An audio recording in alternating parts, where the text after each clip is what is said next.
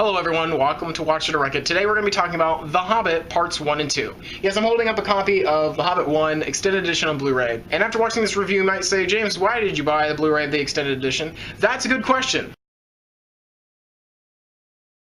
The Hobbit is a trilogy based on one book, again directed by Peter Jackson as The Lord of the Rings, which were excellent films in my opinion. I mean, I think that summarizes already one of the biggest problems this series has.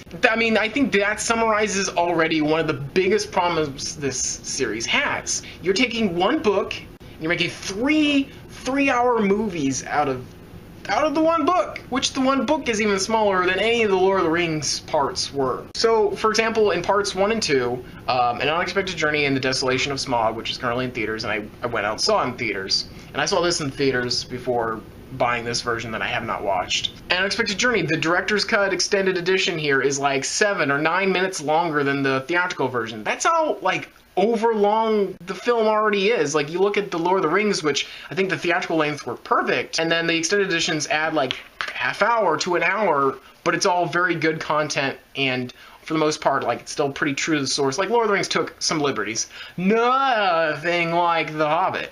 And this isn't just another review saying, oh no, they changed things for my book adaptation, that's why I don't like it.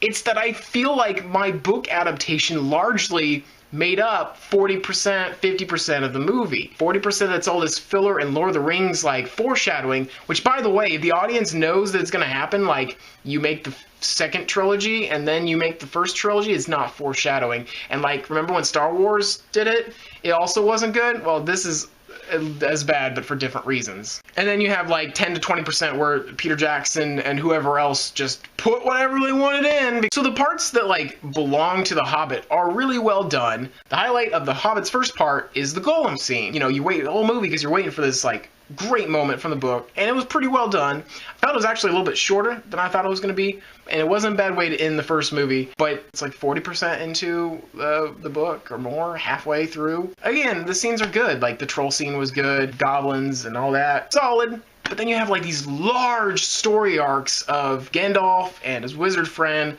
just dancing around doing crazy stuff related to the necromancer.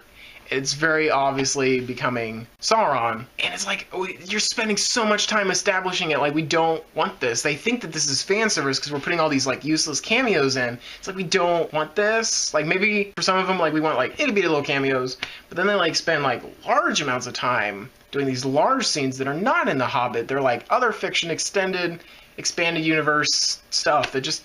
It slows the movie down, it feels awkward, and it's not as good as the other scenes. In the Desolation of Smaug, you have another large sequence where Gandalf just pisses off to another scene, and he's doing things in this dumb tower, and then he gets captured by Sauron? What? Why would Sauron capture him and not try and kill him? And it's just these long, dumb sequences that don't really belong to The Hobbit. If you wanted to make 1 or 2 Hobbit films, because, 2 parts maybe wouldn't be that bad. If you want to make 2 of those, and then, one other one that I could just completely ignore, that would have been much better. And not all of the additional scenes are bad. The scenes with the white orc, that is kind of the back history of one of the lead dwarves, that actually adds parts to his character. But it's the only story arc, out of, 2 or 3 for each movie that they've added, it's, the only one that works or adds anything. And it still was really padded, added way too much time to these films. And if you think I'm just complaining, these movies are so long, this guy just doesn't like long films. If you can capture my interest the whole time, and it doesn't feel like you're padding the movie, or it feels spaced out from what was going on just a moment ago, it's fine.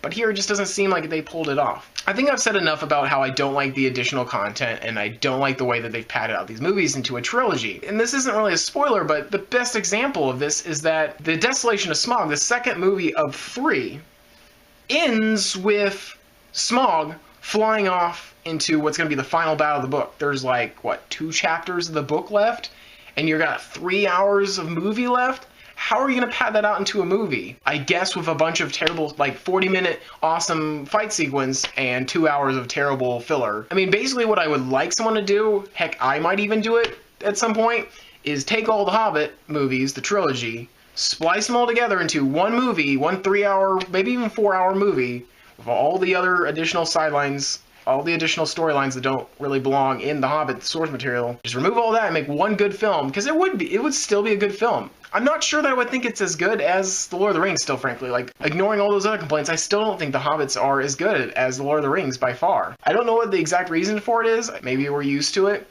Part of it, I think, is that there's even more CGI overkill. Like the 2001 to 2003, they managed to use a lot of visual effects. They had, real people with all these prosthetic effects for the makeup and the enemies and stuff, and it was really impressive how much they got done, and it did add a little bit of realism to fantasy. And now here, everything is CGI, and I don't know, I just don't like it as much. It's too easy, it's too fake looking, it's not as impressive.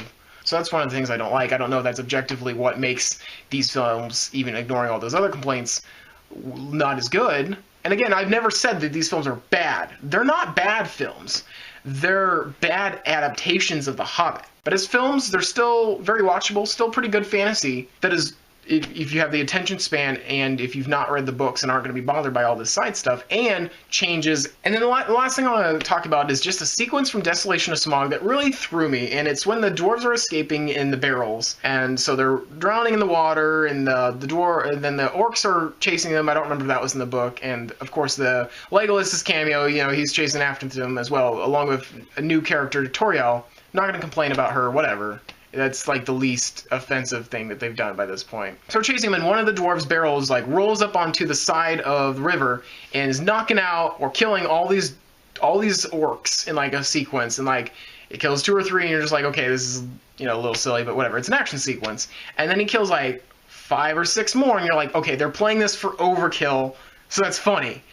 And then it goes on for another like 15 seconds, like it's like a 30-second shot, and like it's like a Legolas action sequence where Legolas like single-handedly like kills an entire army, and you wonder, how did any elf die in the Two Towers if they all fight like this? Like, how am I supposed to take it serious when you're knocking out all these people? It was just a ridiculous sequence that killed the mood of that scene. Not just that scene, but like for a long time I was bothered by how silly and dumb that was. Overall, The Hobbit, I'm not pleased with them, but they're still good. They're still fine movies. They're bad adaptations.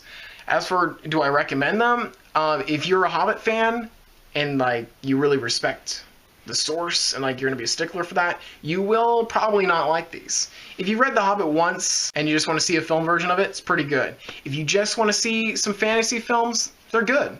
They're good watches. Okay, so that was the review of The Hobbits Parts 1 and 2. I rambled on for a long time. It's going to be fun for me to edit. Let me know in the comments below what you thought of my review, what you think the third one's going to be like, and any movies or games you want me to cover in the future.